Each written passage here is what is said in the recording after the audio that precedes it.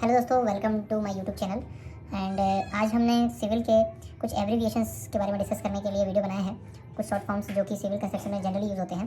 तो basically civil construction में जब नए साइट ज्वाइन करते हैं कुछ इंजीनियर्स, तो हमें शॉर्ट फॉर्म्स में डील करना होता है। तो ऐसे शॉर्ट फॉर्म्स, कुछ सिलेक्टेड शॉर्ट फॉर्म्स को मैंने इस वीडियो में दिखाया ताकि आप लोग को समझ में आ सके कि वो शॉर्ट फॉर्म्स कब यूज़ होते हैं, कैसे यूज़ होते हैं, क्यों यूज़ होते हैं। तो कुछ सिलेक्टेड मैंने 20 to 25 शॉर्ट फॉर्म्स को आपको इंट्रोड्यूस करवाया इस वीडियो में। आप हमारे वीडियो को लाइक कर सकते हैं, हमारे चैनल को सब्सक्राइब कर सकते हैं, ताकि और भी ऐसे वीडियो हम आपके सामने लाते रहें और आपका नॉलेज को इन्हेंस करते रहें।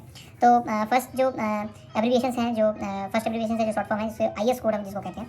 तो IS कोड हमारे लिए बहुत ज़्यादा इंपॉर्टेंट होता है, जिसे हम इंडियन स्टैंडर्ड भी बोलते हैं। तो हर मेथड के लिए, हर फील्ड के लिए, सिविल कंस्ट्रक्शन में कास्टिंग हो, चाहे सेफ्टी हो, मटेरियल स्टैकिंग हो, और हर एक एक्टिविटी के लिए IS कोड डिफाइंड है। तो हमें हर एक्टिविटी के लिए IS कोड से डील करना होगा। तो IS जो वर्ड है वो इंडियन स्टैंडर्ड कोड के लिए हम यूज़ करते हैं। सेकंड है QAP। QAP एक बहुत इंपॉर्टेंट डॉक्यूमेंट होता है साइट पे, जिसे हम क्वालिटी एश्योरेंस प्लान बोलते हैं। क्वालिटी एश्योरेंस प्लान क्यों यूज़ होता है, कैसे इसको यूज़ करते हैं, तो उसका मेन इंपॉर्टेंट है क्वालिटी एश्योरेंस प्लान का, कि साइट पे हम जो भी कंस्ट्रक्शन की एक्टिविटी कर रहे हैं उसकी क्वालिटी कंट्रोल, क्वालिटी एश्योरेंस के लिए हमें क्वालिटी एश्योरेंस प्लान बनाते हैं, जो कि क्लाइंट प्रोवाइड करता है किसी भी साइट पे। जैसे PWD का कोई साइट चल रहा है तो PWD क्वालिटी एश्योरेंस प्लान बना के देगा, जिसमें मेंशन रहेगा कि हर एक्टिविटी को किस IS कोड के हिसाब से परफॉर्म करना है, क्या स्पेसिफिकेशंस में रहेंगे। जैसे नॉर्मल हम देखते हैं कि जैसे कंस्ट्रक्शन मटेरियल हम यूज़ करते हैं, तो कंस्ट्रक्शन मटेरियल में जो एग्रीगेट आ रहा है, सैंड आ रहा है, तो वो एग्रीगेट सैंड कितने MT या कितने लॉट के बाद उसमें टेस्ट होने हैं, क्या क्या टेस्ट होने हैं, ये सारा चीज़ क्वालिटी एश्योरेंस प्लान में मेंशन रहता है, एक समराइज रहता है, ताकि हम क्वालिटी एश्योरेंस फॉलो करके और साइट पे क्वालिटी को एश्योर कर पाएँ। नेक्स्ट है DBS, जो कि जिसे हम बार बेंडिंग शेड्यूल बोलते हैं। बार बेंडिंग शेड्यूल बनता क्यों है? बार बेंडिंग शेड्यूल हमें इसलिए बनाया जाता है ताकि हम साइट पे जब रेनफोर्समेंट का काम करें, साइट पे जब हम रेनफोर्समेंट इंस्टॉल करें, तो उस टाइम पे बार बेंडिंग शेड्यूल का बहुत ज़्यादा इंपॉर्टेंट होता है। जैसे रेनफोर्समेंट हम फुटिंग की कर रहे हैं, तो हमें कितनी कटिंग लेंथ लेनी है, कितना रेनफोर्समेंट को कट करना है, कितने लेंथ का L हमें फाउंडेशन पे देना है। तो रेनफोर्समेंट की ईच एंड एवरी डिटेल, जो माइनर डिटेल भी होती हैं, वो बार बेंडिंग शेड्यूल में आती हैं। और बार बेंडिंग शेड्यूल जो है कॉन्ट्रैक्टर बनाता है, और वो कॉन्ट्रैक्टर फिर बार बेंडिंग शेड्यूल के हिसाब से ही रेनफोर्समेंट को कटिंग यार्ड में कट करता है और उसको इंस्टॉल करने के लिए रेडी करता है। नेक्स्ट है RFI। RFI एक डॉक्यूमेंट है जिसे हम बोलते हैं रिक्वेस्ट फॉर इंस्पेक्शन, जो कि प्रायः जनरली जनरेट होता है कॉन्ट्रैक्टर के थ्रू। जो कॉन्ट्रैक्टर हमें रिक्वेस्ट करता है इंस्पेक्शन के लिए, जब कोई भी साइट रेडी होती है। जैसे मैं आपको एग्जांपल बताऊंगा कि फुटिंग की कास्टिंग होनी है, तो कॉन्ट्रैक्टर फुटिंग की एक्सपेक्शन करके, PCC करके, उसमें एनफोर्समेंट करके, शटरिंग करके रेडी करके रखता है। उसके बाद वो रिक्वेस्ट फॉर इंस्पेक्शन क्लाइंट को या कंसल्टेंट को देता है। तब फिर क्लाइंट या कंसल्टेंट साइट पर जाते हैं और ड्राइंग के हिसाब से, स्पेसिफिकेशन के हिसाब से, IS कोड के हिसाब से उस स्ट्रक्चर को चेक करता है और उसके बाद कास्टिंग को अलाउ करता है। तो जो RFI है वो प्रायः जो है कॉन्ट्रैक्टर जनरेट करता है, और रिक्वेस्ट फॉर इंस्पेक्शन जो है वो साइट पे आता है, और फिर कंसल्टेंट या क्लाइंट जो है वो उस साइट को चेक करता है। देन अगला जो हमारे पास डॉक्यूमेंट है, अब अगला जो डॉक्यूमेंट है NCR और ATR। आपको दो डॉक्यूमेंट यहाँ पे दिख रहे होंगे, जिसका एक ही पर्पस है, साइट में यदि कोई ऑब्जर्वेशन आते हैं तो उसे हम NCR या ATR के रूप में जनरेट करते हैं। जैसे मैंने आपको बताया कि जब रिक्वेस्ट फॉर इंस्पेक्शन आती है किसी कॉन्ट्रैक्टर के थ्रू, तो जब क्लाइंट या कंसल्टेंट साइट पर जाता है और उसे यदि कोई ऑब्जर्वेशन मिलते हैं, जैसे उसे ये पता चला कि जो साइट पे जो रेनफोर्समेंट है वो एज पर ड्राइंग नहीं है, या रेनफोर्समेंट में प्रॉपरली बाइंडिंग नहीं है, या फिर शटरिंग में कुछ प्रॉपरली ऑयल नहीं लगा है, या शटरिंग लाइन लेवल पर नहीं है, तो हम दो डॉक्यूमेंट की हेल्प से वहाँ पे ऑब्जर्वेशन रेज करते हैं, NCR और ATR। दोनों का मतलब वही होता है, बट NCR का फुल फॉर्म होता है non compliance report. That means कि उन्होंने कंप्लायंस ढंग से नहीं किया, compliance as per specification, as per IS code नहीं किया, तो इसलिए उसको बोलते हैं नॉन कंप्लायंस रिपोर्ट। और नेक्स्ट है ATR, एक्शन टेकन रिपोर्ट, जो कि यदि हमें लग रहा है कि साइट पर प्रॉपरली ड्राइंग के हिसाब से काम नहीं हो रहा है, तो हम एक्शन टेकन रिपोर्ट मतलब एक रिपोर्ट जनरेट करेंगे विद फोटोग्राफ्स, वीडियो, और उस रेलेवेंट IS कोड को या रेलेवेंट ड्राइंग को मेंशन करते हुए कि आपने प्रॉपरली एक्शन नहीं लिया, प्रॉपरली काम नहीं किया। तो उसको हम दो तरीके से रेज कर सकते हैं, नॉन कंप्लायंस रिपोर्ट और एक्शन टेकन रिपोर्ट। थर्ड आता है SIR, साइट इंस्पेक्शन रिपोर्ट इसका फुल फॉर्म होता है। साइट इंस्पेक्शन रिपोर्ट, जब भी कोई भी इंजीनियर साइट पे विजिट करता है तो उसे एक रिपोर्ट जनरेट करनी होती है कि उस साइट में उसने क्या देखा, उस साइट पे कितने लेबर्स थे, उस साइट पे क्या क्या मटेरियल अवेलेबल था, उस साइट पे क्या एक्टिविटी परफॉर्म हो रही थी, और साथ ही साथ उसे ATR NCR में क्या पॉइंट मिले, वो सारी जानकारी वो SIR में देगा। तो उसे बोलते हैं साइट इंस्पेक्शन रिपोर्ट। कोई भी इंजीनियर जब साइट जाता है तो वो जो रिपोर्ट प्रिपेयर करेगा उसे हम साइट इंस्पेक्शन रिपोर्ट बोलेंगे। नेक्स्ट है MPR का फुल फॉर्म होता है मंथली प्रोग्रेस रिपोर्ट। किसी भी प्रोजेक्ट का मंथ में एक रिपोर्ट बनता है, जिसमें ये मेंशन होता है कि फिजिकली कितना प्रोग्रेस हुआ, फाइनेंशियली कितना प्रोग्रेस हुआ, कितने उसमें ऑब्जर्वेशंस आए, कितने ऑब्जर्वेशंस का कंप्लायंस हुआ, क्या क्या मेजर एक्टिविटी हुई, कितने मेजर विजिट हुए। कई बार मेजर विजिट होते हैं, बड़े ऑफिसर्स आते हैं, उसका भी हम उसमें डेटा देते हैं। क्या क्या हिंड्रेंसेस आए, ये हम उसमें देते हैं। क्या क्या एक्टिविटी कंप्लीटेड हुई, क्या क्या एक्टिविटी में डिले चल रहा है। तो ये सारी प्रोजेक्ट की जो डिटेल हम जो मंथ में हमने जो देखा, समझा, या उसमें जो अचीव किया, जो हिंड्रेंसेस आए, सारी डिटेल एक रिपोर्ट में तैयार करते हैं, उसको सबमिट करते हैं मंथली क्लाइंट को या उससे जुड़े सारे लोगों को। उसे बोलते हैं मंथली प्रोग्रेस रिपोर्ट, जो कि हर प्रोजेक्ट में बनती है। फिर आता है DPR। कंस्ट्रक्शन साइट पे डीपीआर हम दो जगह पे यूज़ करते हैं। तो डीपीआर का एक मतलब होता है डेली प्रोग्रेस रिपोर्ट। एक डेली प्रोग्रेस रिपोर्ट भी बनता है ताकि ये हम बात कर सकें कि हमने आज दिन भर में क्या अचीव किया और क्या क्या दिन भर काम हुआ, तो ये डेली प्रोग्रेस रिपोर्ट में आता है। और एक डीपीआर होता है डिटेल प्रोजेक्ट रिपोर्ट। तो प्रायः हम लोग डिटेल प्रोजेक्ट रिपोर्ट में डीपीआर का यूज़ ज़्यादा करते हैं। और डिटेल प्रोजेक्ट रिपोर्ट में क्या होता है कि जब भी कोई प्रोजेक्ट बन के तैयार होता है पेपर में, या कोई प्रोजेक्ट बनना स्टार्ट होता है ऑन साइट में, तो उससे पहले हमें बनाना होता है कि डीपीआर, उस प्रोजेक्ट का डिटेल प्रोजेक्ट रिपोर्ट बनानी होती है। दैट मीन्स कि उस प्रोजेक्ट में, उस रिपोर्ट में सारा चीज़ रहेगा, उसका एस्टिमेशन रहेंगे, उसके ड्राइंग्स रहेंगे, प्रोजेक्ट का बैकग्राउंड रहेगा, प्रोजेक्ट फंडेड कहाँ से हुआ है, प्रोजेक्ट का कितना बेनिफिशियल प्रोजेक्ट है, किस चीज़ के लिए प्रोजेक्ट बनाया जा रहा है, तो उसकी सारी रिपोर्ट उस डीपीआर में रहती है। तो हम उसे बोलते हैं डिटेल प्रोजेक्ट रिपोर्ट, जो कि प्रोजेक्ट के कंस्ट्रक्शन के पहले बनाया जाता है और उसके बाद फिर प्रोजेक्ट का कंस्ट्रक्शन स्टार्ट होता है।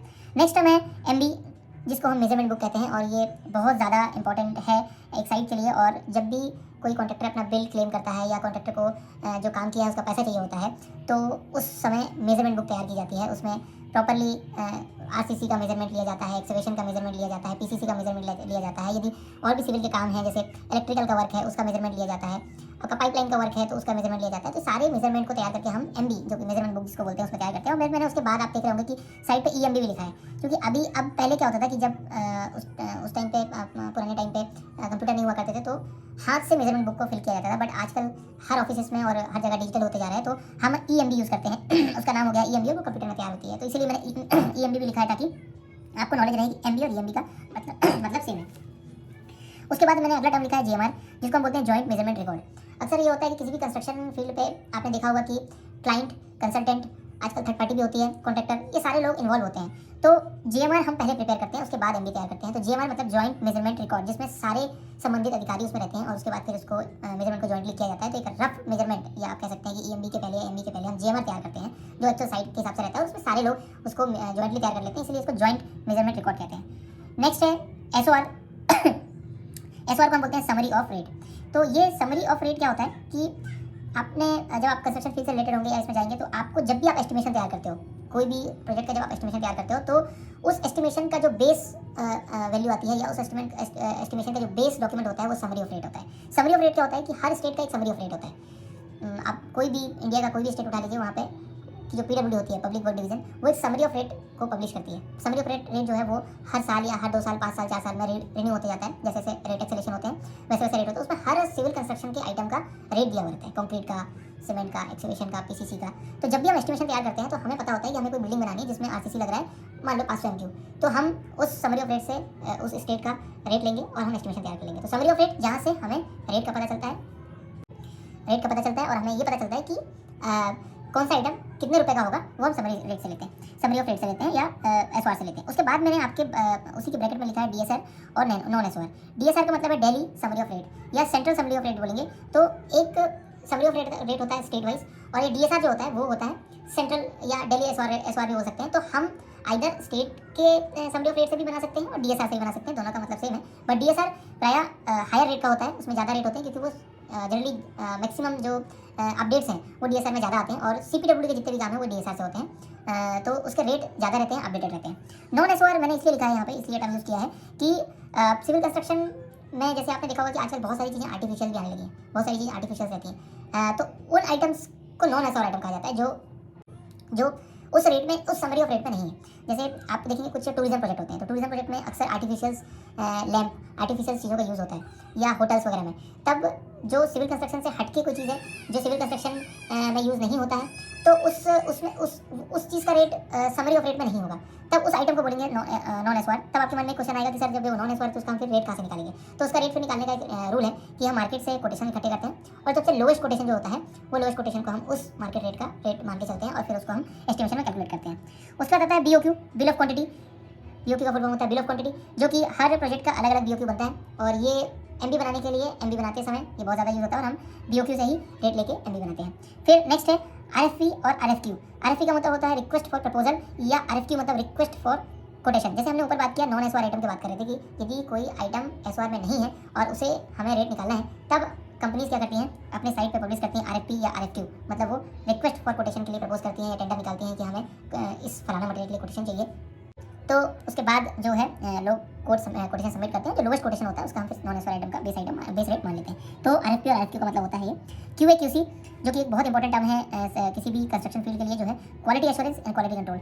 क्वालिटी एश्योरेंस और क्वालिटी कंट्रोल हम इसलिए यूज़ करते हैं कि किसी भी साइट पे यदि हमें क्वालिटी मेंटेन करनी है तो हम दो एस्पेक्ट में ही उसको मेंटेन कर सकते हैं, quality assurance and quality control. Quality assurance कि हम मटेरियल अच्छा लेके आएँ, कंस्ट्रक्शन मटेरियल के पहले कंस्ट्रक्शन चालू होने से पहले जो रॉ मटेरियल यूज़ करना है उसका टेस्ट करें और क्वालिटी एश्योर करें कि क्वालिटी अच्छी क्वालिटी का मटेरियल है। Quality control on construction process जब हम ये चेक करते हैं कि कंक्रीट प्रॉपर्ली अच्छे से हो रहा हो, कॉम्पैक्टिंग अच्छे से हो रही हो, वाइब्रेशन अच्छे से हो रहा हो, मिक्सिंग अच्छे से हो रही हो, तो हम वहाँ पे जाके क्वालिटी कंट्रोल कर लेते हैं। तो दो एस्पेक्ट क्वालिटी कंट्रोल के लिए बहुत इंपॉर्टेंट होते हैं, क्यू एंड क्यूसी, और इसके लिए अधिकतर पोस्ट भी निकलती है साइट पे क्यू एंड क्यूसी की, तो हम उसको बोलते हैं quality assurance quality control. SOP जो एक नेक्स्ट टर्म है, तो एसओपी का मतलब होता है स्टैंडर्ड ऑपरेटिंग प्रोसीजर। इसमें आपको इसके वर्ड से ही पता चल रहा होगा कि स्टैंडर्ड ऑपरेटिंग प्रोसीजर मतलब कि कोई भी ऑपरेशन जो कोई भी आप ऑपरेशन कर रहे हैं या फिर कोई भी आप एक्टिविटी कर रहे हैं, तब आप स्टैंडर्ड प्रोसीजर को फॉलो करें। तो उसके लिए हर प्रोजेक्ट के लिए एसओपी अलग अलग बनता है। तो क्लाइंट अपने रिक्वायरमेंट के हिसाब से एसओपी तैयार करवाते हैं और साइट पर कॉन्ट्रैक्टर को हैंडओवर कर देते हैं कि ये एसओपी है और इसको एसओपी को देखते ही आपको काम करना है। तो उसमें आईएस कोड का रेफरेंस रहता है, उसमें सीपीडब्ल्यू स्पेसिफिकेशन का रेफरेंस रहता है, उसमें यदि कुछ स्पेशल एक्टिविटी हो रही है तो उसको कैसे आपको करना है, कैसे स्टेप बाय स्टेप उसको करना है, उसके प्रोसीजर होते हैं। तो सिंपल सी बात ये है कि हम सारे डॉक्यूमेंट का समराइज करके कॉन्ट्रैक्टर को दे देते हैं और कहते हैं कि आपको ऐसे ही एक्टिविटी फॉलो करना है, उसे बोलते हैं एसओपी। नेक्स्ट टर्म है पीपीई, जो कि जिसको फुल फॉर्म होता है पर्सनल प्रोटेक्टिव इक्विपमेंट। तो आपने देखा होगा कि साइट पे helmet, safety shoe, safety jacket, safety belt, safety goggles, gloves, ये सारी चीज़ें यूज़ होती हैं। तो ये सारी चीज़ें आती हैं पर्सनल प्रोटेक्टिव इक्विपमेंट में, जहाँ पे किसी इंजीनियर को या किसी लेबर को या साइट पे काम कर रहे लोगों को जो भी इक्विपमेंट उनको प्रोटेक्ट करता है उसे हम पर्सनल प्रोटेक्टिव इक्विपमेंट कहते हैं और उसको साइट पे वेयर करके जाते हैं, उसे हम पीपीज कहते हैं शॉर्ट फॉर्म में। एमईपी जो कि मैकेनिकल, इलेक्ट्रिकल एंड प्लम्बिंग, इसको हम डिनोट करते हैं। एमईपी को अक्सर आपने देखा होगा कि जब आप साइट पे जाएंगे तो ये बातें अक्सर आती हैं कि सिविल का काम चल रहा है, एमईपी का काम चल रहा है, तो साइट पे हम इस तरह से बात करते हैं कि एमईपी मतलब एमईपी जब बोलेंगे तब ये पता चल जाएगा कि मैकेनिकल, इलेक्ट्रिकल, प्लम्बिंग का काम चल रहा है, सिविल का काम कंप्लीट हो चुका है, एमईपी का वर्क चल रहा है। तो एमईपी का मतलब ये होता है। एचवीएसी जो कि एक बहुत इंपॉर्टेंट काम बनते जा रहा है आज के टाइम पे कि हर बिल्डिंग में आजकल एचवीएसी का काम होता है, हर कमर्शियल बिल्डिंग में एचवीएसी का काम होता है, that is heating, ventilation and air. आपने देखा होगा कि जो भी वेंटिलेशन का काम होता है या हीटिंग का काम होता है या फिर एयर सर्कुलेशन का काम होता है उसको हम एचवीएसी का काम बोलते हैं, उसको शॉर्ट फॉर्म में एचवीएसी कहते हैं। बिम, बीआईएम जिसको हम कहते हैं, बिल्डिंग इन्फॉर्मेशन मॉडल, जो कि एक अपडेटेड सॉफ्टवेयर है बिल्डिंग के लिए और ये काफ़ी यूज़फुल है आजकल, बड़े प्रोजेक्ट में यूज़ भी हो रहा है। और मैं आपको इनिशियली और रफली ये इन्फॉर्मेशन दे दूँ कि बिम इसलिए भी यूज़ होता है कि आपने जैसे देखा होगा कि किसी भी प्रोजेक्ट की सिविल ड्राइंग्स अलग बनती हैं, फिर उसकी प्लम्बिंग ड्राइंग अलग बनती हैं, फिर उसकी इलेक्ट्रिकल ड्राइंग अलग बनती हैं, फिर मैकेनिकल ड्राइंग अलग बनती हैं। तो बिम एक ऐसा सॉफ्टवेयर है जिसमें सारी ड्राइंग्स एक साथ बनती हैं और मैक्सिमम टाइम आपने देखा होगा कि जैसे सिविल की ड्राइंग अलग बन रही है, फिर उसके बाद उसमें एचवीएसी की ड्राइंग हम इंप्लीमेंट करते हैं तो पता चलता है कि हमारी एचवीएसी लाइन जो है वो किसी बीम या कॉलम के बीच से जा रही है। तो वहाँ पे फिर साइड पे बहुत ज़्यादा दिक्कत होती है, फिर हमें डाइवर्ट करना होता है। तो ये सारी चीज़ों का निचोड़ या ये सारी चीज़ों की ड्राइंग हम एक ही जगह बना लेंगे, उसको बोलते हैं हम बिम, बीआईएम मॉडल बोलते हैं, बिल्डिंग इन्फॉर्मेशन मॉडल। उसमें हर एक पार्टिकल का एक छोटा सा स्क्रू का भी स्पेसिफिकेशन हम देख सकते हैं कि वो किस गेज का है, किस कंपनी का है। मतलब दैट मीन्स कि सारे ड्राइंग्स, सारे स्पेसिफिकेशन, सारे लिस्ट ऑफ आइटम सारी जगह हम बिम मॉडल में देख सकते हैं, बीआई मॉडल में देख सकते हैं। तो बड़े प्रोजेक्ट में इसका यूज़ हो रहा है और अब आगे ये टर्म बहुत आप लोगों को यूज़फुल होगा, सुनने में आएगा। कैड, सीएडी जिसको बोलते हैं कंप्यूटर एडेड डिज़ाइन, ऑटोकैड की डिज़ाइन हो या फिर हम कोई भी कंप्यूटर में जो ड्राइंग बनाते हैं उसको हम कैड बोलते हैं, इसको कंप्यूटर एडेड डिज़ाइन इसका फुल फॉर्म है। CO, certification of occupancy. ये सर्टिफिकेशन ऑफ ऑक्यूपेंसी वर्ड हम कब यूज़ करेंगे, जब कोई बिल्डिंग, कोई प्लांट या फिर कोई भी स्ट्रक्चर हम जब कंस्ट्रक्शन कर रहे होते हैं और उसके बाद जब उसको हम यूज़ करने के लिए रहते हैं तो सर्टिफिकेशन ऑफ ऑक्यूपेंसी का सर्टिफिकेट हमें लेना होता है, जो कि बहुत सारे डिवीजन से अप्रूवल लेना पड़ता है, जैसे फायर सिस्टम से लेना पड़ता है, लोकल बॉडी से लेना पड़ता है, नगर निगम या जो बिल्डिंग जहाँ पे बन रही हो वहाँ पे। तो वैसे सर्टिफिकेट को हमें उसको बिल्डिंग को यूज़ करने से पहले लेना पड़ता है, उसको बोलते हैं सर्टिफिकेशन ऑफ ऑक्यूपेंसी। सीपीएम जो कि इसका फुल फॉर्म है क्रिटिकल पाथ मेथड। ये जो वर्ड है ये यूज़ होता है किसी भी प्लानिंग, मतलब ये प्लानिंग डिवीजन या प्रोग्रेस से रिलेटेड वर्ड है, जिसमें क्रिटिकल पाथ मेथड जिसको हम बोलेंगे सीपीएम, कि हम किसी एक्टिविटी को जैसे हम आज बिल्डिंग बनाएंगे तो बिल्डिंग की जो स्टेप्स होंगे या उसका जो बिल्डिंग बनाने का पाथ होगा वो हम कितना क्रिटिकल पाथ हम ले सकते हैं ताकि हम बिल्डिंग को कम से कम में, बिल्डिंग को कम से कम कॉस्ट में, कम से कम समय में हम बना देंगे, उसको हम बोलेंगे क्रिटिकल पाथ मेथड। ऐसे यहाँ पे इसको हम लोग क्रिटिकल पाथ मेथड बोलते हैं। उसके बाद आता है EIR जिसको बोलते हैं environmental impact report.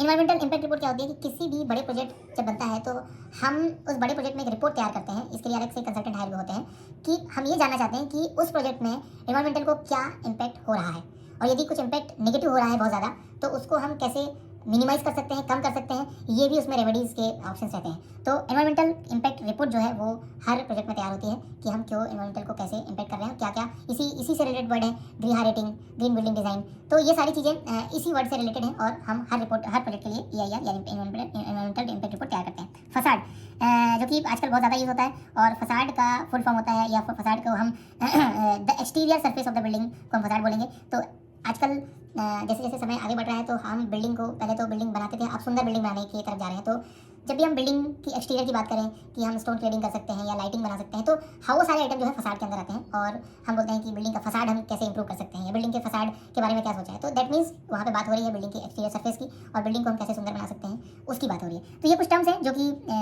Short form में यूज़ होते हैं, वैसे तो है बहुत सारे, बट जो जनरली यूज़ होते हैं मैंने उनको एक पेज में एक लाने की कोशिश की है ताकि आप एक जगह पे इसको देख सकें। और भी टर्म है जो कि इसमें आप और भी टर्म ऐड कर सकते हैं, but this is important term कि आपको साइट में जाने से पहले या साइट में काम करने से पहले ये पता होना चाहिए कि ये शॉर्ट फॉर्म्स को हम क्या कहते हैं और इनका कहाँ यूज़ होता है, और इनका ये कैसे प्रोड्यूस होते हैं और इनका यूज़ क्या होता है। सो थैंक यू गाइस आप लोग जुड़ने के लिए। और वीडियो एंड करने से पहले मैं आपको फिर से कहूँगा कि आप हमारे चैनल को प्लीज़ सब्सक्राइब करें, वीडियो लाइक करें, ताकि हम और भी अच्छे चीज़ बना सकें। और क्योंकि हम साइट पे काम करते हैं तो प्रैक्टिकल नॉलेज के साथ हम वीडियो लेके आ रहे हैं, और उसमें आपको ज़्यादा अच्छे से समझ में आएगा और ज़्यादा अच्छी चीज़ें और जो काम की चीज़ें आपको डिलीवर होंगी।